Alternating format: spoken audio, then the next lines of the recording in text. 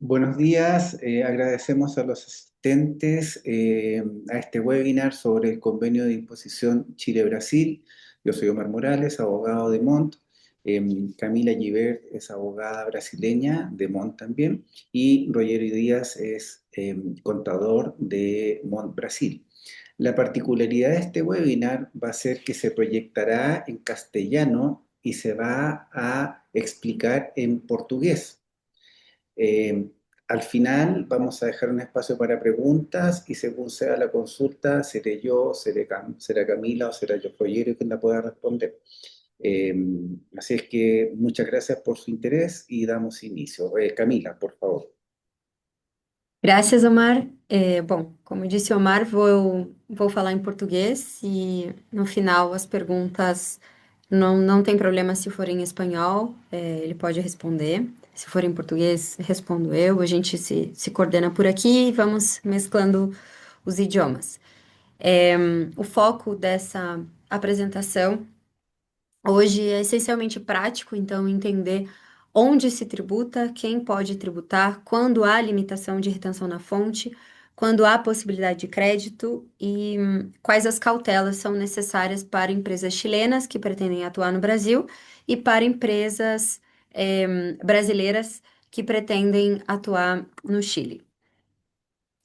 O convênio entre Brasil e Chile foi assinado aqui muito rápido, a base legal, então foi assinado em Santiago, em 3 de abril de 2001. No Brasil, ele foi aprovado pelo Decreto Legislativo 331 de 2003 e promulgado posteriormente pelo Decreto 4.852 de 2003. No Chile, o Decreto 224 também está vigente, faz parte do convênio internacional, da lista de convênios internacionais listado pelo Serviço de Imposto Interno, e posteriormente foi assinado um protocolo modificativo em 3 de março de 2022, também em Santiago, que alterou alguns dispositivos do tratado, que vamos ver mais adiante, e esse protocolo foi incorporado no Brasil um pouquinho mais tarde, foi esse ano, 2026, pelo decreto 12.863, e no Chile, pelo decreto 159, em março, agora de 2026. Então, a leitura hoje exige sempre uma análise conjunta entre o texto original de 2001, o protocolo original e o protocolo de 2022 que entrou, que foi promulgado agora. O que o convênio faz e o que o convênio não faz. O CDI não elimina o imposto de maneira automática e tampouco transforma qualquer operação internacional em uma operação isenta. O que o CDI faz é distribuir a competência tributária entre ambos os estados, Brasil e Chile. Limita a tributação na fonte em certas hipóteses e permite em regra, que o país de residência reconheça, nos termos da sua própria legislação interna, que o crédito pelo imposto validamente pago no outro país. Em termos mais simples, o tratado responde 4 perguntas essenciais. Se a renda pode ser tributada pelo país fonte, se também pode ser tributada pelo país de residência, se existe um teto, uma limitação para a tributação na fonte, e como a dupla tributação será neutralizada num outro estado. Sobre os impostos que abrangem o CDI, né? O CDI se aplica no Chile aos impostos estabelecidos na Lei sobre Imposto à Renta e no Brasil, Imposto Federal sobre a Renda. O próprio texto do tratado também prevê a sua extensão a impostos de natureza idêntica ou substancialmente análoga aos impostos de renda, ao imposto de renda no Brasil. Esse ponto é importante porque delimita o campo de aplicação da CDI. Trata-se de um tratado de imposto de renda. Portanto, ele não deve ser utilizado como se fosse um instrumento geral para qualquer tributação indireta, patrimonial ou municipal, ou estadual, falando do Brasil. Aqui é importante citar um ofício do Serviço de Imposto Interno, que é o 869 de 2016, que o ponto central é a confirmação de que o imposto brasileiro chamado Contribuição Social sobre Lucro Líquido, CSLL, está incluído entre os impostos aos quais se aplica o convênio por ter natureza federal. Então, incide sobre a renda. Os residentes do Chile que desenvolvem atividades no Brasil podem deduzir no Chile o valor pago a esse título como um crédito contra seus impostos, anuais. O primeiro critério de aplicação é a residência. O artigo 4 define como a pessoa residente, a pessoa que, segundo a legislação do próprio Estado, está sujeita à tributação em razão do domicílio, residência, sede de direção, lugar de constituição ou outro critério análogo. E isso significa que não basta ter presença econômica ou operar no país. É necessário verificar se a pessoa ou a entidade está efetivamente sujeita à tributação naquele estado com base em um vínculo pessoal ou institucional. Para pessoas físicas com dupla residência, o tratado estabelece critérios sucessivos e obrigatórios que devem ser aplicados nessa ordem. Então, primeiro, a existência de moradia permanente. Segundo, centro de interesses vitais, que considera relações, pessoais e econômicas. E terceiro, o local de residência habitual. Por fim, o quarto, nacionalidade, perdão, e por fim, o último, se ainda houver um conflito, a solução será definida por acordo entre as autoridades competentes dos dois países. Para pessoas jurídicas, sociedades como exemplo, o texto original prevê que, em caso de dupla residência, as autoridades competentes tentarão resolver o caso de comum acordo, levando em consideração fatores como sede de direção efetiva e local da administração. E na ausência desse acordo, a entidade não terá direito aos benefícios do convênio. Na prática, isso é extremamente relevante porque impede o uso de estruturas com dupla residência para obtenção de uma obtenção indevida de benefícios fiscais. Então, exige uma análise substancial da localização efetiva da gestão e da tributação da entidade. Alteração no protocolo de 2022, no tema de residência e transparência fiscal. O protocolo substituiu o artigo 1º e reforçou um tema que hoje é central na tributação internacional, que é a transparência fiscal. E a nova redação passa a dizer que rendimentos obtidos por meio de entidade ou arranjo fiscalmente transparente só serão considerados para fins do tratado como rendimentos de um residente de um estado contratante, na medida em que esses rendimentos sejam tratados para fins tributários como renda de residente desse estado.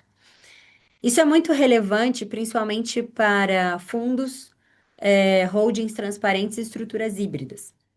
Então, o protocolo deixa claro e deixa expresso que o convênio não impede que um estado contratante tribute os seus próprios residentes, salvo em relação a benefícios específicos previstos no próprio CDI.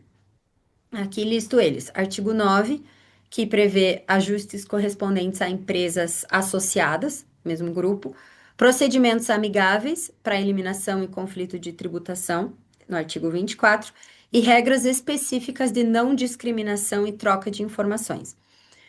Ou seja, fora dessas hipóteses expressamente previstas no CDI, cada país mantém a sua competência de tributar os seus próprios residentes de acordo com a legislação local.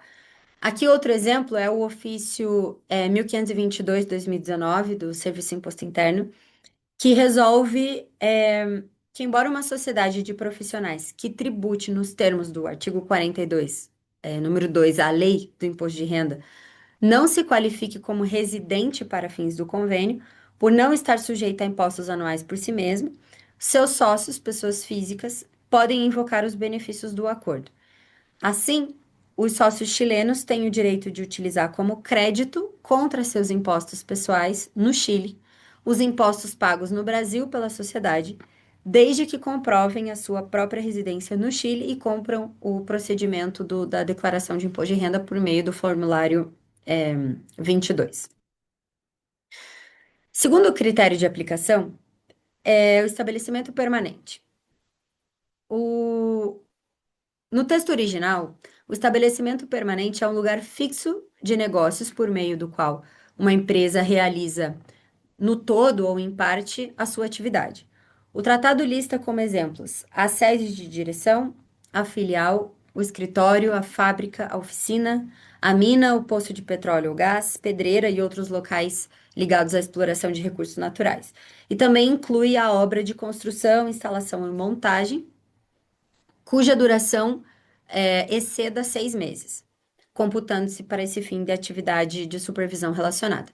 O protocolo de 2022 promoveu algumas alterações relevantes no conceito de estabelecimento permanente, modificando alguns parágrafos do artigo 5. E a principal mudança foi restringir o uso das exceções previstas para atividades preparatórias ou auxiliares. Então, no texto original, determinadas atividades como armazenagem e exposição de mercadorias, manutenção de estoque ou coleta de informações não eram consideradas estabelecimentos permanentes. Com a nova redação, essas atividades somente permanecem excluídas se forem efetivamente de caráter preparatório ou auxiliar, o que exige uma análise substancial da função desempenhada. Então, além disso, foi introduzida a regra de antifragmentação, que significa que, segundo a qual as atividades que isoladamente poderiam ser consideradas auxiliares, passam a ser analisadas em conjunto com as atividades realizadas pela mesma empresa ou por empresas que estão relacionadas, no mesmo estado e para a mesma operação. Se no conjunto essas atividades configurarem uma operação econômica relevante, a exclusão deixa de se aplicar e pode haver caracterização de estabelecimento permanente. Outra mudança importante foi a aplicação da regra do agente dependente, que passa a abranger não apenas quem formalmente conclui contratos, mas quem realmente participa, tem um papel principal na conclusão desses contratos, desde que esses contratos sejam celebrados de forma habitual, rotineiramente, sem modificações substanciais pela empresa. Essas alterações aproximam o convênio das diretrizes internacionais do combate à erosão na base tributária e ampliam o risco de caracterização de presença tributável no país fonte. E a consequência prática, né, disso tudo, do estabelecimento permanente.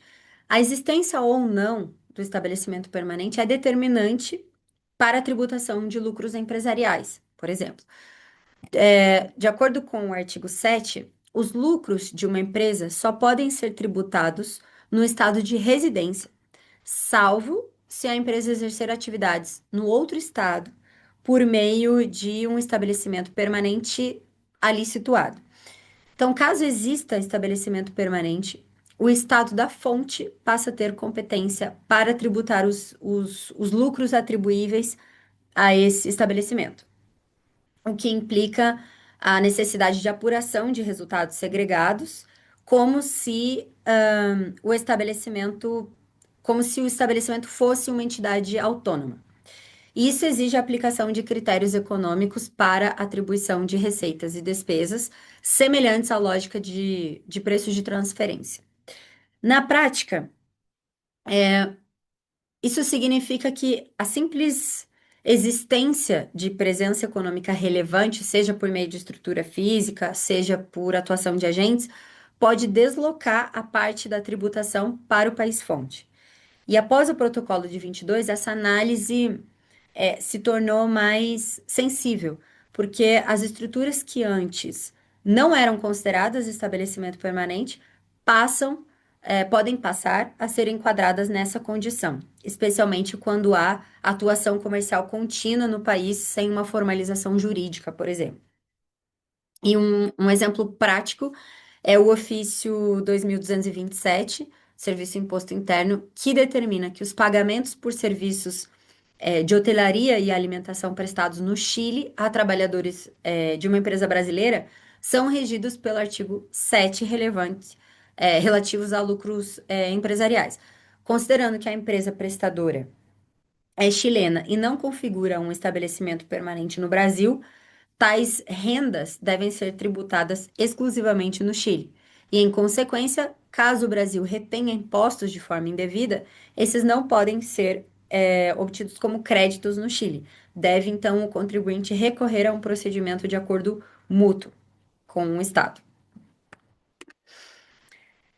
O convênio distribui a competência tributária de acordo com a natureza da renda, adotando três modelos principais. No primeiro modelo, a tributação é exclusiva do estado de residência, como ocorre no caso dos lucros provenientes da exploração de transporte internacional, nos termos do artigo 8, em que apenas o estado da empresa pode tributar. No segundo modelo, a tributação é compartilhada entre o estado de residência e o estado fonte, sem previsão de limite específico de alíquota no próprio artigo, como ocorre, por exemplo, com rendas de bens imóveis, lucros empresariais com estabelecimento permanente e serviços pessoais independentes em determinadas condições e outras rendas. Nesses casos, o tratado reconhece a competência do Estado-fonte, mas não estabelece um teto uniforme de tributação. No terceiro modelo, a tributação também é compartilhada, mas com uma limitação expressa na fonte, como ocorre com dividendos, juros e royalties, em que o tratado estabelece alíquotas máximas que devem ser respeitadas. E essa matriz é essencial porque define a lógica de aplicação do convênio. A análise sempre começa pela classificação da renda e pela identificação do artigo aplicável, e não pela alíquota de uma forma isolada. Bens imóveis. O artigo 6 estabelece que rendas provenientes de bens imóveis podem ser tributadas no estado em que esses bens estão situados. O conceito de bens imóveis é determinado pela legislação do estado onde está localizado o bem e inclui não apenas a propriedade, mas também os direitos sobre esses imóveis, como usufruto e exploração econômica. Esse dispositivo abrange rendas decorrentes de utilização direta, arrendamento ou qualquer outra formação de exploração do imóvel. Além disso, aplica-se também a imóveis pertencentes a empresas e imóveis utilizados para prestação de serviços pessoais independentes. E na prática, isso significa que, independentemente da residência do proprietário, a renda imobiliária é tributável no país onde o imóvel está localizado. Então, reflete o princípio da territorialidade econômica desse tipo de rendimento. Lucros empresariais. O artigo 7 trata dos lucros empresariais e estabelece uma regra geral de que esses lucros são tributados apenas no estado de residência da empresa, salvo se houver estabelecimento permanente no outro estado. Então, quando existe um estabelecimento permanente, o estado da fonte pode tributar os lucros atribuíveis a ele, o que exige uma análise detalhada da atividade econômica desenvolvida localmente. E o tratado determina que o estabelecimento permanente deve ser tratado como uma entidade separada e independente, o que implica uma necessidade de atribuir receitas e despesas com base a critérios econômicos. Então, também permite a dedução de despesas necessárias à atividade do estabelecimento, incluindo despesas administrativas, de direção, desde que essas despesas estejam relacionadas à operação. E, por outro lado, o tratado deixa claro que não se atribui lucro ao estabelecimento permanente apenas pela realização de atividade de compra de mercadoria. E, na prática, esse artigo exige uma análise integrada com o conceito de estabelecimento permanente, porque a existência desse vínculo é o elemento que vai deslocar a tributação para o país fonte. ou que vai permitir essa troca da tributação. Transporte internacional. O artigo 8 trata dos lucros provenientes da exploração de transporte internacional e estabelece uma regra de tributação exclusiva no estado de residência da empresa exploradora. Isso inclui a exploração de navios, aeronaves e também veículos de transporte terrestre utilizados em tráfego internacional. O conceito de tráfego internacional, para fins do tratado, refere-se a operações realizadas entre diferentes estados, excluindo as operações puramente domésticas. E a regra tem como objetivo evitar múltiplas tributações sobre uma atividade que, por natureza, envolve diversos territórios. Na prática, isso significa que uma empresa chilena que realiza transporte internacional com origem ou destino no Brasil não estará sujeita à tributação brasileira sobre os lucros dessa atividade, desde que se enquadre no conceito de tráfego internacional. E o mesmo se aplica para empresas brasileiras em relação ao Chile. Esse artigo é um dos poucos casos em que o tratado atribui uma competência exclusiva ao estado de residência. O artigo 10 regula que dividendos podem ser tributados no estado de residência do beneficiário, mas também podem ser tributados no estado onde está localizada a sociedade que distribui os lucros. De outro lado, o tratado impõe limites à tributação na fonte quando o beneficiário efetivo for residente do outro estado contratante. E esses limites são de 10% do montante bruto dos dividendos, quando o beneficiário efetivo for uma sociedade que detenha direta ou indiretamente pelo menos 25% das ações, com direito a voto da sociedade pagadora, e 15% nos demais casos. A expressão beneficiário efetivo é fundamental porque impede a utilização de intermediários formais sem substância econômica para acessar os benefícios do tratado. E, além disso, esse artigo não se aplica quando os dividendos estiverem efetivamente vinculados a um estabelecimento permanente no estado-fonte, porque aí já entra no que a gente viu nas hipóteses do artigo 7. No caso do Chile, a aplicação, e Omar pode depois falar melhor do que eu, mas a aplicação do artigo 10, ela deve ser feita em conjunto com o protocolo original do convênio. O protocolo estabelece que os limites de 10% e 15% previstos no artigo não restringe a aplicação do imposto adicional chileno, enquanto o imposto de primeira categoria for integralmente creditável contra esse imposto adicional e a carga total não ultrapassar o limite estabelecido na legislação chilena, dos 42%. Isso significa que, na prática, o sistema chileno mantém uma lógica própria de tributação de lucros distribuídos, baseada na integração entre o imposto corporativo e o imposto adicional.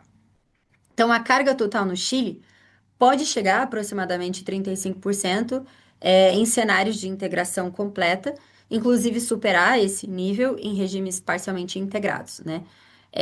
Portanto, não é correto interpretar literalmente que a tributação de dividendos entre o Brasil e Chile está limitada a 10% e 15%. Vai ter que olhar caso a caso. Juros. Interesses. Os juros podem ser tributados no estado de residência do beneficiário, mas também no estado-fonte, ou seja, no estado onde se procedem. Quando o beneficiário efetivo for residente do estado contratante, o tratado estabelece um limite de 15% sobre o montante bruto dos juros para a tributação na fonte. E o conceito de juros no tratado, ele é amplo e inclui rendimentos de créditos de qualquer natureza, com ou sem garantia, bem como outras rendas assimiladas a importâncias emprestadas pela legislação do Estado-fonte.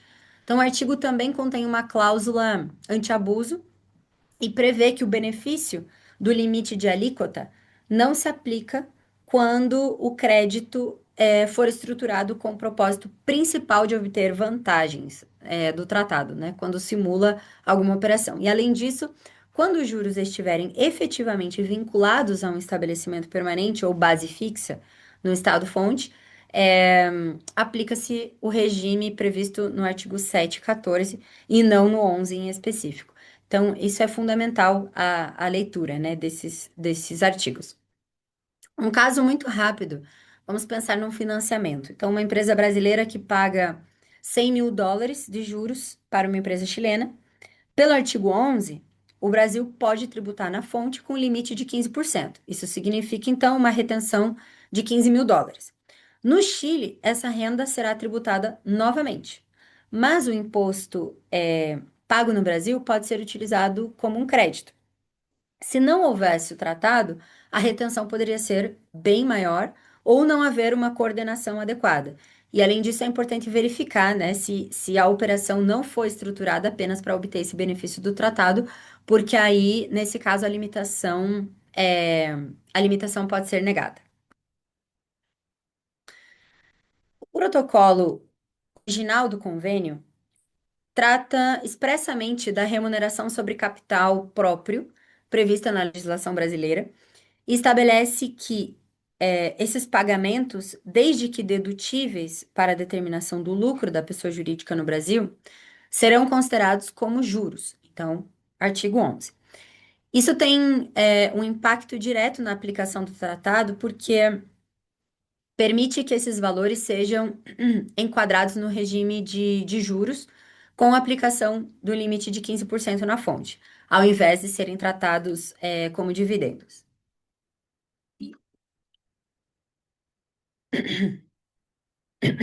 Perdão.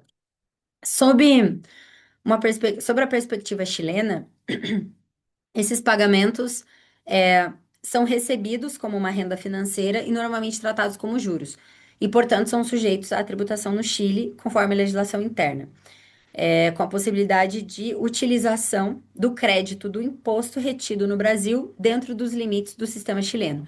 É importante destacar que o Chile não possui um instrumento equivalente à remuneração sobre capital próprio. Então, não existe uma figura similar que permita a dedução fiscal da remuneração do capital no nível da empresa.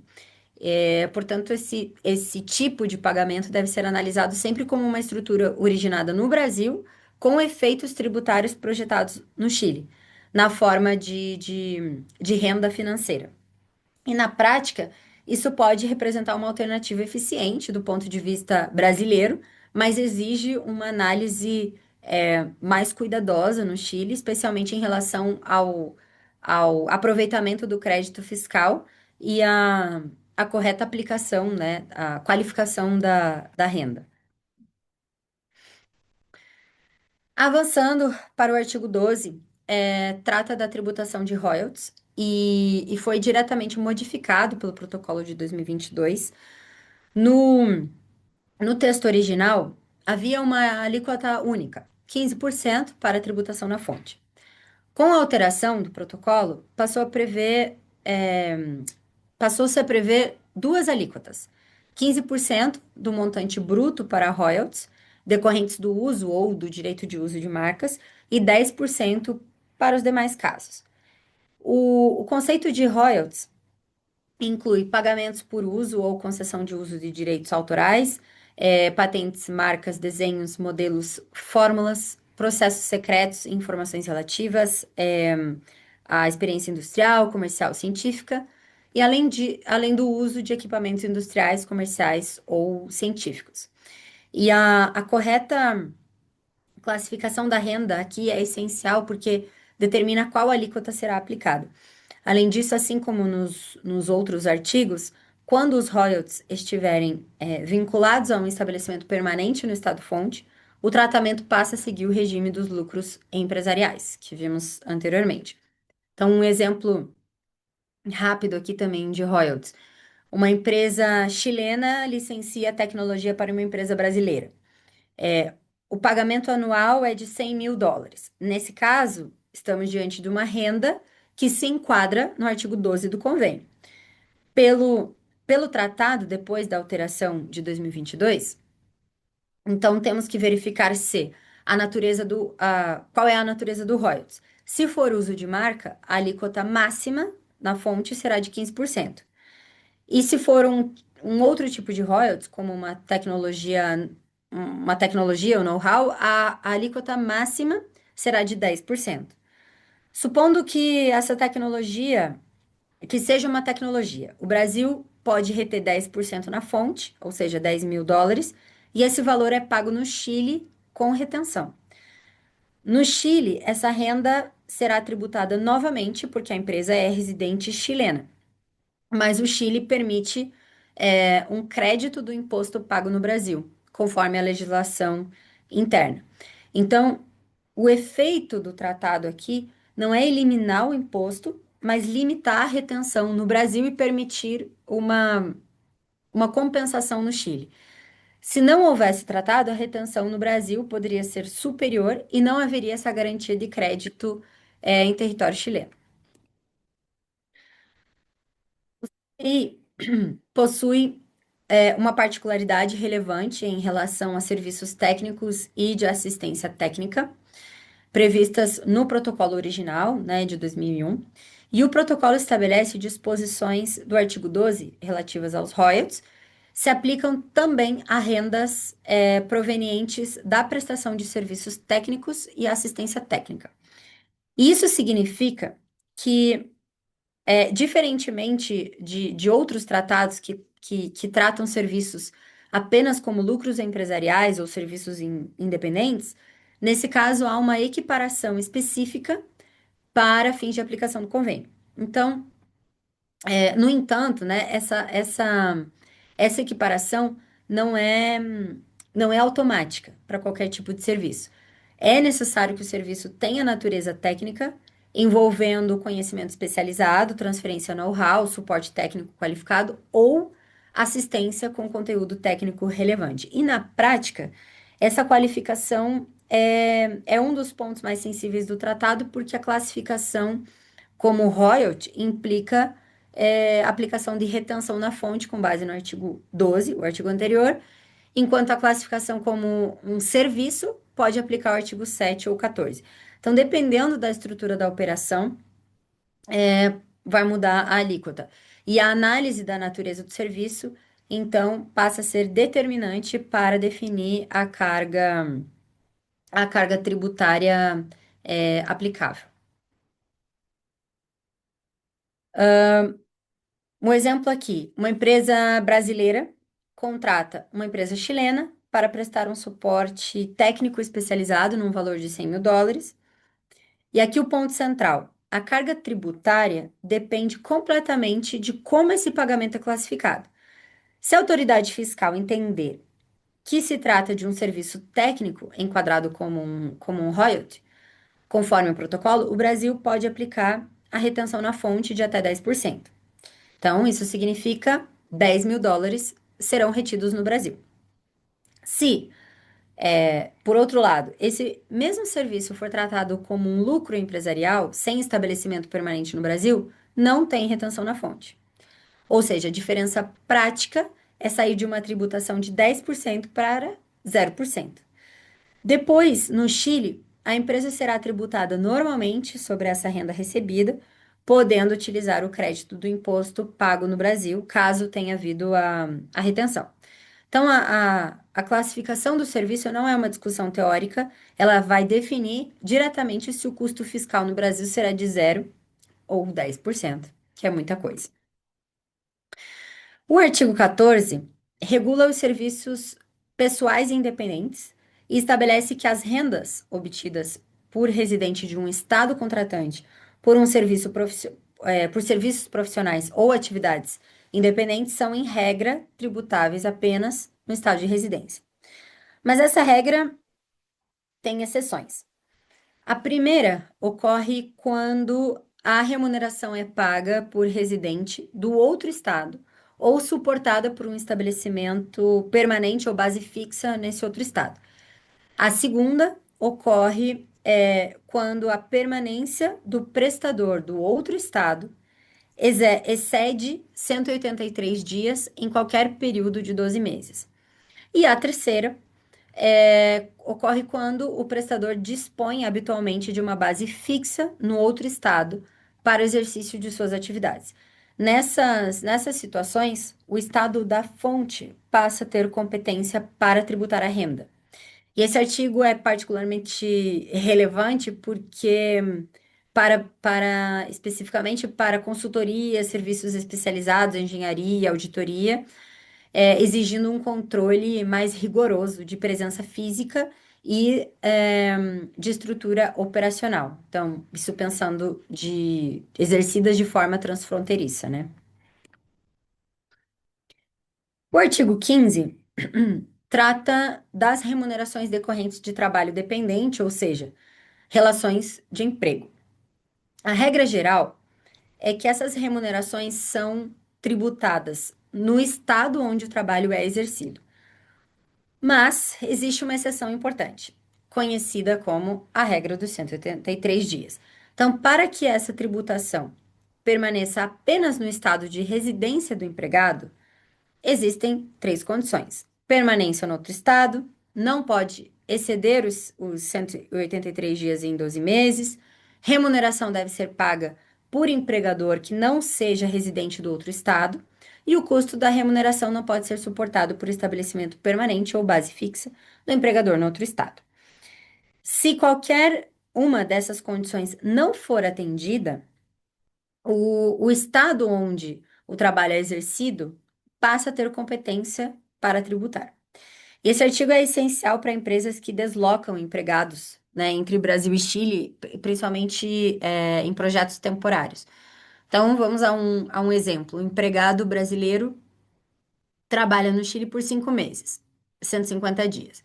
A primeira regra do artigo 15 é que o salário é tributado no país onde o trabalho é exercido. Ou seja, em princípio, o Chile teria direito de tributar essa remuneração.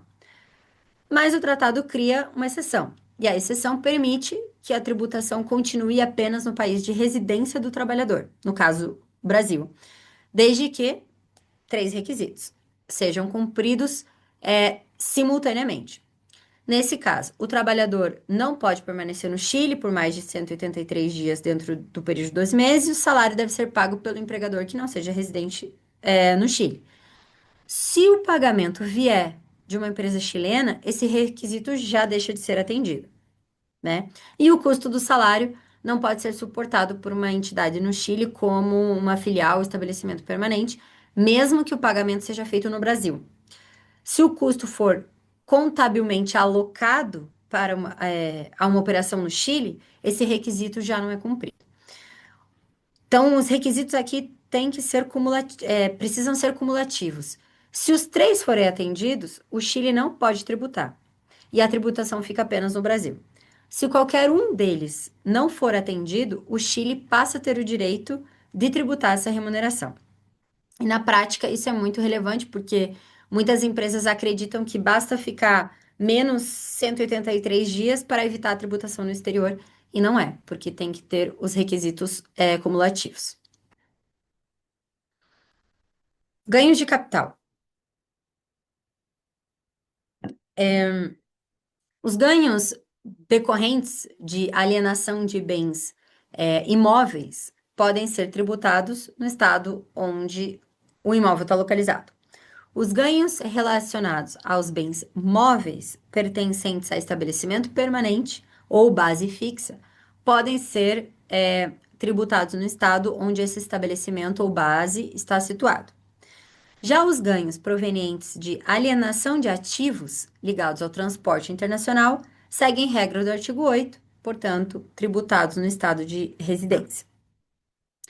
Nos demais casos, o tratado permite a tributação em ambos os estados. Isso significa que operações de venda de participações de ativos ou estruturas societárias entre Brasil e Chile exigem uma análise específica do tipo de ativo envolvido e da vinculação econômica. O artigo 18, que trata de pensões, foi modificado pelo Protocolo de 2022. No texto original, a regra era tributação exclusiva do Estado-fonte. Com a alteração, passa a se adotar uma disciplina mais detalhada. Permite a tributação no estado de onde procedem as pensões, introduzindo regras específicas para determinados tipos de pagamento. Em especial, para pagamentos realizados no âmbito de sistema de seguridade social ou por serviços prestados do Estado, o tratado estabelece que a tributação não pode exceder a alíquota normalmente aplicável a residentes. E, em qualquer caso, não pode ultrapassar 25% do montante bruto. Essa mudança reflete uma, uma modernização do tratamento dessas rendas, e exige uma atenção na análise dos fluxos de aposentadorias e benefícios previdenciários entre ambos países. Exemplo que trazemos é do o ofício do Serviço Imposto Interno 2244, que esclarece que as pensões de aposentadoria provenientes do Brasil e pagas a um residente no Chile somente podem ser tributadas no Brasil nos termos do artigo 18. E da mesma forma, determina que a aplicação de uma alíquota de imposto distinta para não residentes não viola o princípio da não discriminação, uma vez que a residência é um fator legítimo que permite um tratamento tributário diferenciado segundo os padrões internacionais. O artigo 22 estabelece o mecanismo da eliminação da dupla tributação, adotando o método do crédito. No caso do Chile, quando um residente chileno obtém a renda que pode ser tributada no Brasil, ele pode acreditar o imposto pago no Brasil contra o imposto chileno devido sobre essa mesma renda, conforme as regras da legislação chilena. No caso do Brasil, quando um residente brasileiro obtém, é, obtém a renda que pode ser tributada no Chile, o Brasil permite a dedução do imposto pago no Chile, limitado ao valor do imposto brasileiro correspondente a essa renda. Isso significa que o tratado não elimina automaticamente a carga tributária, mas evita a dupla tributação econômica dentro dos limites do sistema de crédito de cada país. E a efetividade desse mecanismo depende diretamente da correta classificação da renda e da compatibilidade entre os dois sistemas tributários.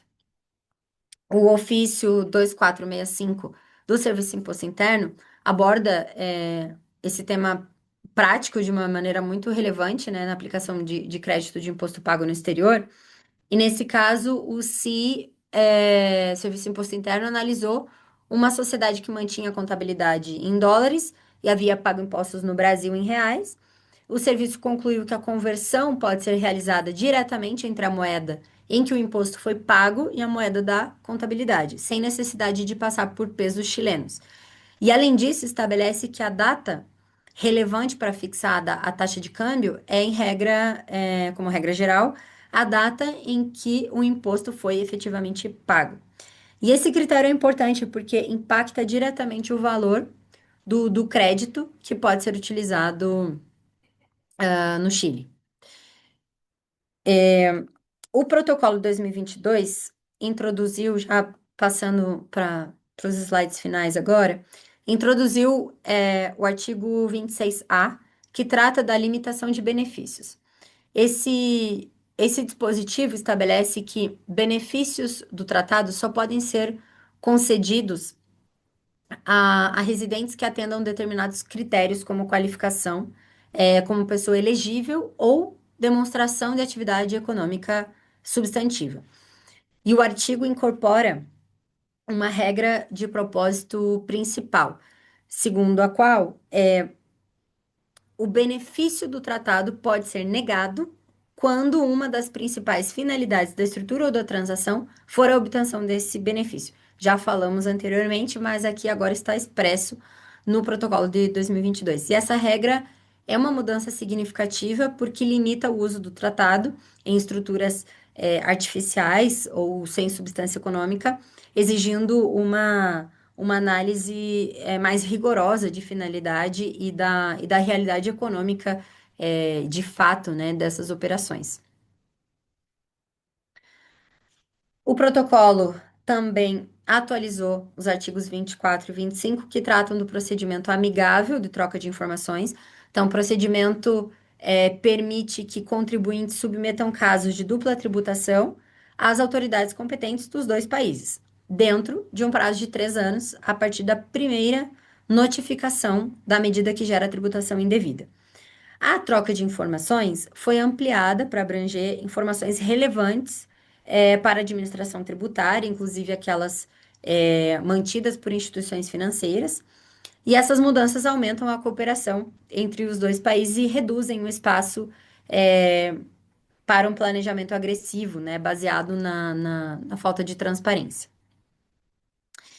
E como conclusão, é importante dizer que, na prática, a aplicação do convênio exige uma análise estruturada em 5 etapas: identificar corretamente a natureza da renda, determinar o artigo aplicável do tratado, verificar se existe um estabelecimento permanente ou outra conexão econômica, analisar os limites da tributação na fonte, quando existirem, por fim, avaliar o mecanismo de crédito no país de residência. Erros em qualquer uma dessas etapas pode levar a uma tributação incorreta, a perda de crédito ou exposição às autuações fiscais. Então, o convênio ele não deve ser aplicado, né, de forma automática, deve ser sempre aplicado de uma forma técnica, integrada e com a legislação interna dos dois países e com a estrutura econômica e real da operação. É isto. Obrigada. Muchas gracias, Camila. A ver si hay alguna pregunta que quieran realizar los asistentes.